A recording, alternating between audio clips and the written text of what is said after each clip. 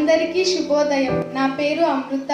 నేను జిల్లా పరిషత్ ఉన్నత పాఠశాల వీరబల్లిలో 7వ తరగతి చదువుతున్నాను.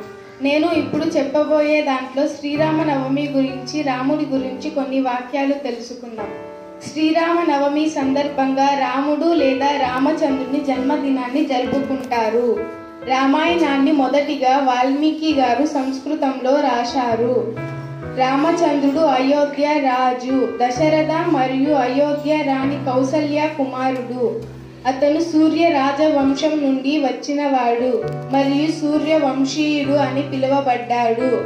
ఈ రోజుల్లో వ్యక్తులు, ముఖ్యంగా హిందూ మతం వైష్ణవ శాఖను విశ్వించే వ్యక్తులు, రామాలయాలలో పూజలు మరియు హోమాలు చేసి రామాయణం చదవటం లేదా పఠించడం జరుగుతుంది.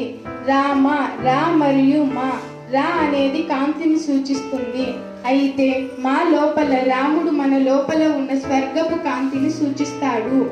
ఆనందంగా మీరు వ్రతాన్ని, ఉపవాసం ఆచరించవచ్చు మరియు రామ మందిరంలో నిర్వహించవచ్చు.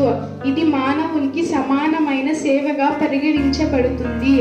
ఎందుకంటే ఆలయ విధులలో భక్తి దృక్పథంతో పాల్గొనడం కూడా రాముడి పాదాలకు సేవ చేసినట్లు అవుతుంది.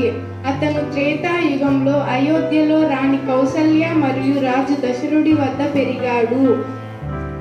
శ్రీరామనవమి కార్యాలన్నీ అతనికి అత్యంత అంకిత భావంతో కూడిన శిష్యులచే ఆదరించబడతాయి, ప్రశంసించబడతాయి మరియు నివసించబడతాయి. నాకు ఈ అవకాశం ఇచ్చిన అందరికీ ధన్యవాదాలు.